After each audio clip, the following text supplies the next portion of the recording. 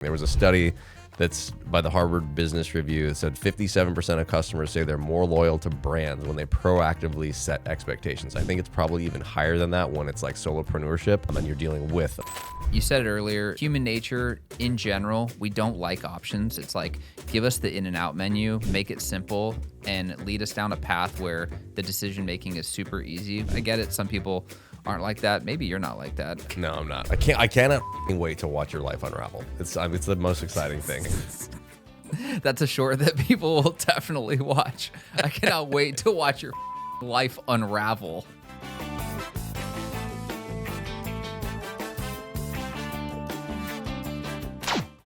Welcome back to another episode of the Who Cares podcast, the podcast for business leaders and owner-operators who do. I'm Jeff Jackel. I'm Jay O'Brien. You look awful. What's going on? I had a tummy ache yesterday. I don't know what came from it. I'm not CrossFit. You can say stomach. I had a stomach ache yesterday. Well, the whole day long. I barely ate. We went out to dinner last night. We went to Gulfstream, a Hillstone restaurant. Hey, wow. So on Sunday night, the kids are home for ski week.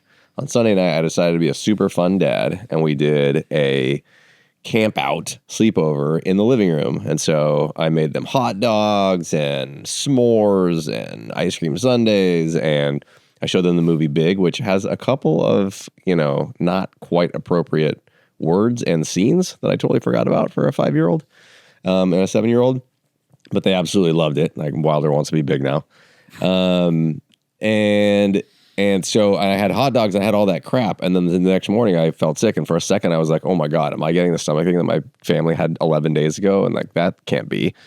So the whole day I ate almost nothing. Like I said no to the new shabu place because I was like, my stomach's been weird. Remember? What did you get at Gulfstream? Here's the deal. We ordered food and I literally didn't eat. We boxed the whole fucking thing up. We were there for 1 hour. I ordered trout dip. We ordered oysters. Burger. I hope you didn't box up the oysters. No, actually they didn't. The oysters never came. They came back and were like, we're out of oysters. That was a miss. It's like you never go on date night ever, and then you did, and it was ruined. Okay, so what? I cannot fucking wait to watch your life unravel. It's the most exciting thing. That's a short that people will definitely watch. I cannot wait to watch your fucking life unravel. It's just so funny. I'm a fan of the Aura. This is not sponsored. Also, this is, you know what the Aura ring is? It's the cold activated mountains on the Coors Light. It's like, it feels cold and it tastes cold, but how do I really know it's cold? And that's what that is. I hear you guys talk about it on the course. You're like, oh, dude, my sleep score last night. Like, you don't know you slept bad? You had to look at data to see if you slept well or not? No, you really don't believe in activity or fitness trackers or any kind of wearable? Maybe how many calories I'm burning, things like that. Sure, that's good to know. But sleep score recovery is another one, right? Yeah. So that's why it gave me a pretty good sleep score, but my recovery was dog shit. It said it makes it look like I'm fighting something, but I don't think I'm fighting anything. It could have been because I had a tummy ache and didn't eat. So I looked it up this morning. I did. It's the kid. Oh God, we got to finish this podcast quick. You're fighting something. You're getting sick. No, I'm not. But you want to know what's funny is this isn't going to help. We had comments in a previous episode where someone was like, these are grown men, because we were talking about Disneyland, which is hilarious that someone's commenting that. 100%, there's nothing wrong with that. But me saying tummy twice in the first 5 minutes, that's going to exacerbate the problem. You use the grins and giggles shampoo as well. Anyway, in the last episode, somehow we derailed. We got off topic. Shocking. And you were talking about, it was when we were talking about how it was specific to real estate. So many people think that their client wants them to be at every inspection. They want them to be here. They need to, respond in 5 seconds, all this kind of stuff. And you started talking about setting expectations and that your client really doesn't know what they want or what this should look like. Even if they've been through a dozen transactions before, it's your job to essentially, I said we should make a whole episode called Take the Lead, right? Taking the lead and essentially for lack of a better expression, grabbing a client or customer by the ears and taking them exactly where you want them to go. So that's what I want to talk about today. Different ways to do that and how you should sort of create the experience, plan it out really, really well so that they feel your leadership throughout. So I can elaborate on that. as a customer, as people in general, generally speaking, we like to follow and not lead. Most people. Okay? So they're looking for the leader. And by the very nature of what a customer is, that is a situation in which they are very much looking for a leader. So if you're not a leader and you're not clearly the authority on the matter and you're letting the customer drive the interaction, you're really not delivering that much value, I would argue. At least for me as a customer, I hate that. Well, at the very, very least, we talk about this a lot, that people think that they want to make the decisions, right? Like there's a study that we looked at that said the average adult makes 35,000 decisions a day. Like little tiny different decisions. It could be, so everybody kind of has decision fatigue. And I remember that brain games thing that I watched with the kids once that was talking about if there's an ice cream store on the left side of the street and it sells 3 flavors, and there's an ice cream store on the right side of the street and it sells 35 flavors, most people will go into 31, sure, Baskin Robbins. Most people will go into this one. They think that they want this, but they'll actually be happier with fewer decisions, right? Yeah. With having to make fewer decisions or having to choose from fewer things. So people kind of don't know what they want, and then it's your job to help them out by making those decisions for them or helping them to eliminate distractions. Yeah. Wow. We can go a lot of different directions with this. So taking the lead, 100% critical. So I guess let's start with how a professional delivers value, because a lot of the situations in which you see the business owner operator not taking the lead is when they have questionable value to begin with. So maybe they're operating as a commodity, or anyone could do the job that they are doing. What I mean by that is, let's go back to real estate. We can go back to anything, but okay, you have a pulse and a real estate license. So therefore, you are capable to complete a transaction legally, right? Like, I can tell you what to do. There's boilerplate forms for you to fill out that you never made. They're all constructed by an attorney somewhere. You've just got to fill in the gaps. And so long as you have maybe help from ChatGPT or whatever, we'll all get through this together. Essentially, you were able to do the operational requirements that a computer could do. Right. Now, because that's actually a great example of an industry because it's so heavily saturated, there are so many, and it's highly autonomous, right? You don't really have a boss. And the barrier for entry is so low. I mean, you watch Selling Sunset, $1 Million Listing, whatever. You're like, that's my new life. Great. I'll check that box. And in 3 months, I'm off to the races. So the problem with that is most people don't actually know what value they're delivering because they maybe never invested heavily into themselves to actually be like, what can I do to really crush it in this industry rather than just be capable to complete the transaction. Okay. Again, it could be a real estate agent. It could be a financial advisor. Anyone who on paper can technically do the job you're hiring them to do. So the example I often give is like with a financial advisor, if I call 5 of them in a row and tell all 5 of them I want to invest in whatever, name the company, Microsoft, say, hey, I want to buy 100 shares of Microsoft. You say, okay. The next person says, okay. And then the last person's like, hold on, wait a minute. Did you say Microsoft? Why? That's like the last thing you want to do right now. Or even if they just give pause and say, give you a question like, well, why are you wanting to do that? Or what about Microsoft do you like? They're basically showing you that they're critically thinking. The second they create any bit of friction tells me this is the first person that I actually want to listen to. Because, I mean, at the very least, it shows that they're listening to you. They're not just taking an order. This isn't a machine. That's exactly it. Are you an order taker or are you an authority on the matter? Because if you're just an order taker, the first 4 people, they're all the same. Yeah. Right? Now, they probably don't view themselves as the same. But to me, they're all a commodity. They're all the exact same. Just like if I called 5 real estate agents and said, I want to go look at this house right now. And they say, oh my God, I have to be available. That's just the nature of the business. It's 24/7, baby. Right. No, it doesn't have to be like that. Right. And because you're making it 24/7, you're actually diluting your value as what it is you do. If somebody calls 4 different real estate agents and you are the 4th one that they call and all of them said, absolutely, I can show you. I don't know why they continued calling if the first one said they could show them. But if you say, you know what, I'm actually booked up with meetings today and showings. I'm available for you tomorrow at 10 a.m. Are you saying that you might actually be more likely to get a chance with that person or be thought of more highly because you just made it clear that you're busy, you're desirable, et cetera? Or do you think that if as a customer, I know the value of a real estate agent or what they could or should bring to the table, then yes, of course, I'll wait till tomorrow. There's plenty of people in my life, even in the real estate industry, that I would do that for.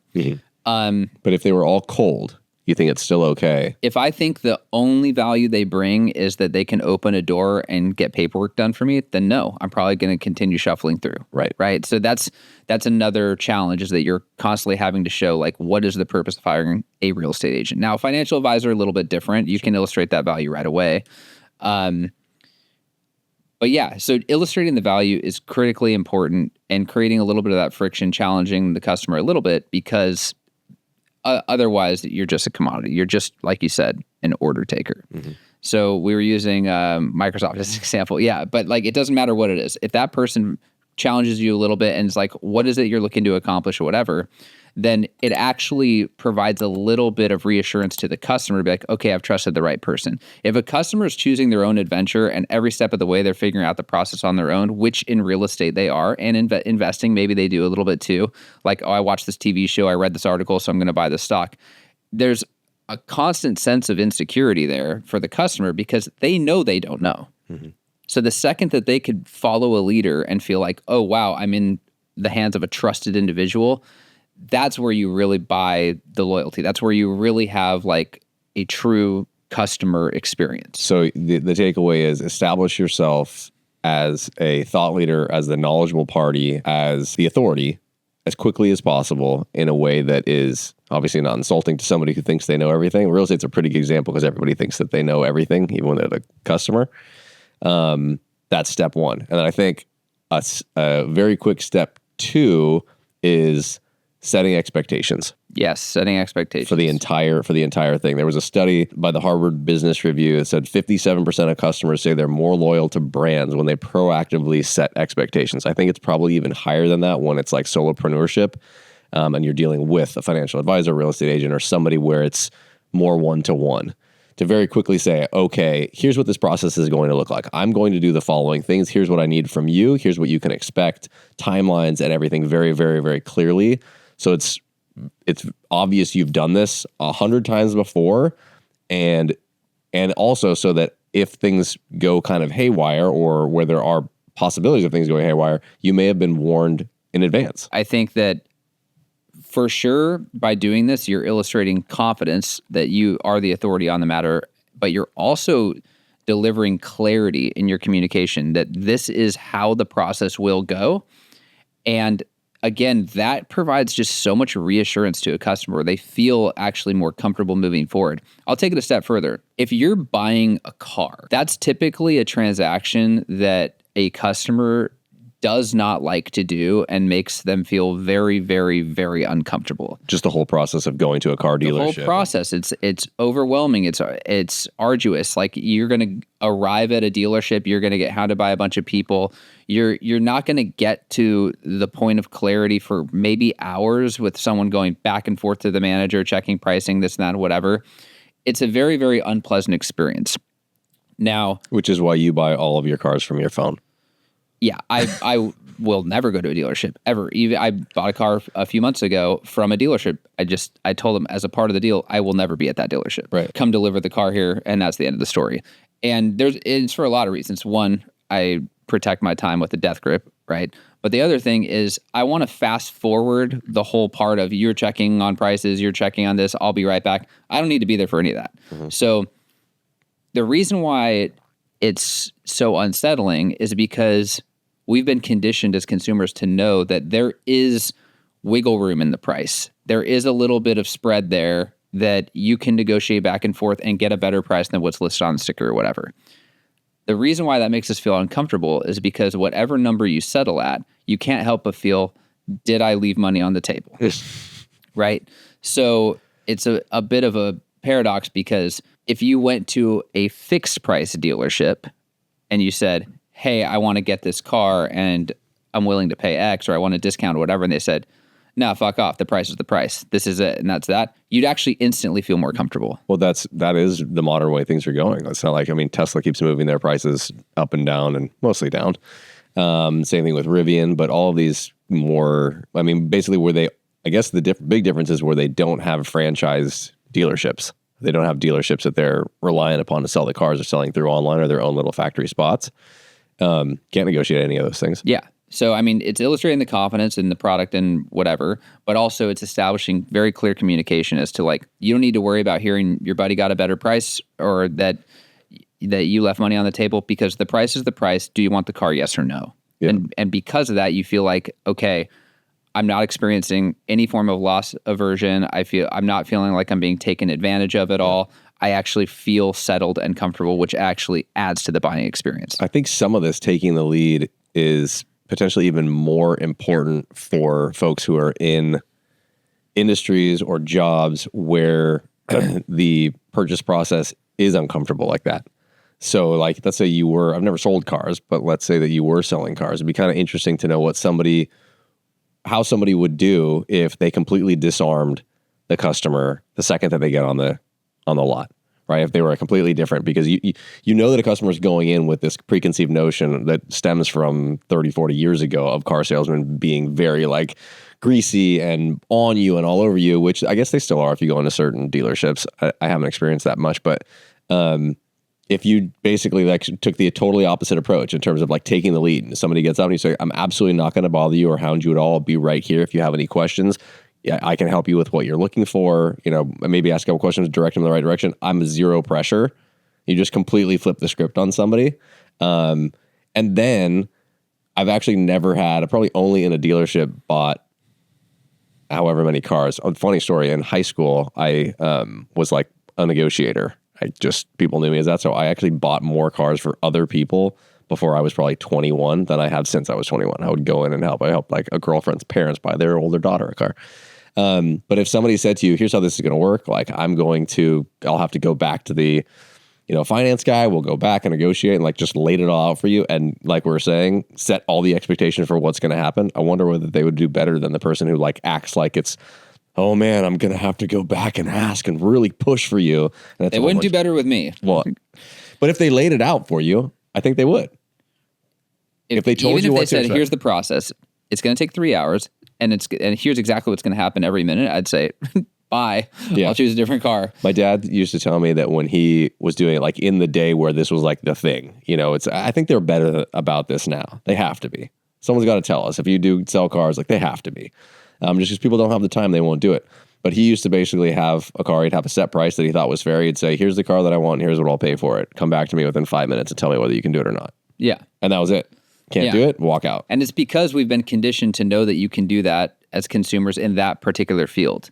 So sure. I guess the idea is whatever field you're in is to not allow that to happen. So in real estate, this is a common thing with whether it's commissions or being available 24/7. You hear this all the time. It's a 24/7 business. It's a 24, like I'm always on my phone. I'm always this, like running where the deal is. It's like you're only doing that because your competitors are doing that, and you feel like you have to do that. They're the accepted practices in the industry, so you just kind of follow suit, and it ends up just spiraling to the bottom. And you could do the same thing, make the same argument as a retail store with like racing to the bottom on price. You could be that store, or you could be Apple, right? And you could say the price is the price. Yeah, we're not trying to be the cheapest. We're not running discounts or deals. This is what. Okay, let's say your wife wants a Louis Vuitton purse or something.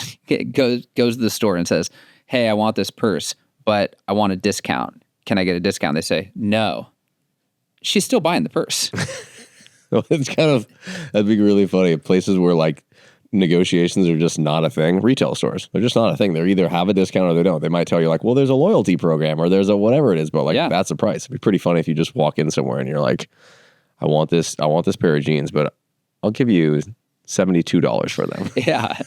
So that all kind of funnels up to the all-encompassing theme here of taking the lead as a business owner, operator, no matter what it is in your process, taking the lead to be that leader for the follower, for the customer, because ultimately that's the experience they want to have. There is really no customer experience if you're the one driving it as the customer. You want to be driven. So one thing in my consulting days for different companies in a whole bunch of different industries, one thing I would always talk to people about is like owning your process. So literally like branding your process. So let's say that like for your example in real estate, every real estate agent has to perform the same service. Whenever they're going to help you find the house, they're going to help you sell the house, they're going to do the whole process. All the paperwork's the same, everything's the same. But even the small step of saying, well, here's how I do things. And it might sound hokey, it might sound weird, but like I call it could be ridiculous. So yours could have been like the J process. J stands for this, something stands for, A stands for this, Y stands for this. But here are all the steps. And you then own the whole process. You can create a deck for it. You can create something that this is your unique spin, whatever it is. Like you have to perform the same things. But when you name it, when you actually brand it, you put a name to it and it's just a little way of doing something different. It could be that your unique take is more around like 30,000 foot view of, let's say you created a process or something for people that are buying, right? And most people will just be like, what are you looking for? And they're like, well, I'm looking for 4 bedrooms and 3, whatever. Let's say your process or the way you perceived it was more around like, how will your family live in the home? How do you guys spend your weekends? How do you spend your summers? Like, and you just took like a more sort of ethereal, holistic approach to the whole thing. You might have a process where, well, step 1 is I give you guys what's called the living questionnaire, whatever it is. And that's your own thing. And you could go to 100 other realtors and they're not going to have the living questionnaire. That's just that's your thing. It's actually a brilliant thing for marketing and whatnot too, because that's totally a thing, like naming processes and naming conventions that you actually are using to deliver your service or whatever. Because then it's like, well, did they do a living questionnaire? Yeah. Oh, they don't. Okay. As your competitive advantage, when somebody asks you, like, well, they've done the living question. That's ridiculous. That's good. So no living questionnaire over there. Okay. Yeah. So I'm picturing the scene in Friends where he's like, well, I suppose that the Navy Cup came up. It didn't. Oh, what do you know? Wait, is that the game Cups? They're playing Cups. He's trying to give Joey $1,500. He's like, well, of course that card came up. What do you know? Yeah. So you're just basically like whatever you made up, other people don't have. But that's just the very nature of it. Like it's by nature proprietary. Take whatever process, take your own spin on it, create a whole branded proprietary offering or proprietary system, and then implement it. Yeah. It's a very, very easy and clear way to make your own offering unique. And I think the takeaway, and again, it's not for everybody, but like the second you let the customer drive this, you're not illustrating value in the way that you could. Well, and especially things like real estate's a good example, car buying is a good example, where people research everything. So they will have gone on YouTube, they will have gone on Reddit, they will have done a million different things. So they'll come thinking that they know everything about everything, and they'll say, well, this is what I want, and this is where I've heard that people do it, and this is whatever. And it's very hard, I think, for some business owners or operators to not just say, okay, well, I understand that, and instead be like, well, here's how I do it, and let me tell you why. I've done this 100 times. I respect what you're, and kind of create that friction and shut them down a little bit and say like, here's how we do it here because it's a proven method. Yep. And I think that goes well beyond just the initial. You got to kind of like maintain that throughout the whole journey, especially if it's something that takes 30, 60, 90 days, to where another big point is we've talked about it a bit before, but being proactive about anything that's going on if things should go sideways. That's another element of leading, that as soon as something comes up, instead of sitting back and being like, well, let's just see if this goes away without telling the person, proactively tell them whatever hiccup there is or whatever's going on ahead of time and just kind of like face it. I guess the last thing I'll touch on this also kind of ties into product, which is, you said it earlier, human nature in general, we don't like options. We don't like a lot of options. It's like, give us the in and out menu, make it simple, and lead us down a path where the decision making is super easy. We make enough decisions in our lives. I know for me, if I'm dealing with a company and have a question about a product or how something works or whatever, and they're like, oh, it totally customizable. Like we sit down, I go, never mind. It's a Swiss Army knife. Yeah, just feed me what I want. Like that's that's it. Just make it super, super simple. There's a couple boxes. I'm going to fit in one of those, and then we're off to the races. I get it. Some people aren't like that. Maybe you're not like that. But in general, most people like to just know this car's fully loaded, and that's the only way it comes. This one has 102 different options, and it's going to take 45 minutes to go through them. That's never going to be me. However, you did enjoy picking out all sorts of custom stuff or making your car exactly how you liked it. Me? Yeah, I mean, your current car, you picked all the stuff. It was like 4 options. Remember the car before that? Yeah, that was just on the phone. And you talked me into that. No, not that car. Okay. There was a car with like 102 options that you go through it every single thing. You and bailed out of it I didn't even make it through the phone call because I was like, this is enough. I just can't do this anymore. Yeah, you bailed out of that. It's too many decisions. So for me, something that I think I do very rarely, I enjoy customizing. I know you do. That's what I'm saying. I think you are one of the few that actually wants all the options. You also it just takes so much time doing things. But it's not. It's only on things that are rare, like a car. If you get a car every few years, no, it's on everything in your whole life. Customizing everything. What am I customizing? Just your A, B, and C shirts. I mean, we're digressing at this point. But we're going to get into my closet at this point. Yeah. Okay. So let's wrap up. Last point on this, I would say taking the lead. It's not about control. I mean, you are kind of taking the process and you're showing somebody what the process is, but it's more about showing confidence and making sure that they're reassured that you know your shit and you are going to lead this. But you also don't want to make somebody feel like they don't have any control, because I think that's a slippery slope for a customer or a client. So however, what's an example of that? I mean, I think that you would off-put a lot of people if you came off as like a total control freak in the business and just basically saying like, you don't have, your opinion doesn't matter. You never want to make a client or customer feel like their opinion doesn't matter. You're just trying to reassure them that you've done this a lot and that they're in good hands, and like you're leading them more than you're controlling them. There's a fine line. And I think we used to always say like, you're always going to get the advice from me, but at the end of the day, you're making the choice. Yeah. And that could be that could be in a negotiation. There's 2 different ways to handle this. Here's what I would do, and here's exactly why, right? And you could say, nah, I don't want to do that because I just want the thing. I don't care if it costs more money. Okay, that's your choice. You did that with me in our home purchase. You're like, here's how I would do it. Yeah, here's what I would do, but what do you want to do? And I said, well, I want to do something a little bit differently. Okay, if you want to do that, then here's how I would approach it. Yeah. I'm like, okay, right. But still leading, right? So it's like that, that's I guess the takeaway here. We could say it maybe 17 different ways. We did. Okay, good. We did. I think we're done. Good. All right, well, as always, hit the subscribe button, set the notifications, and give us some more comments. See you next week.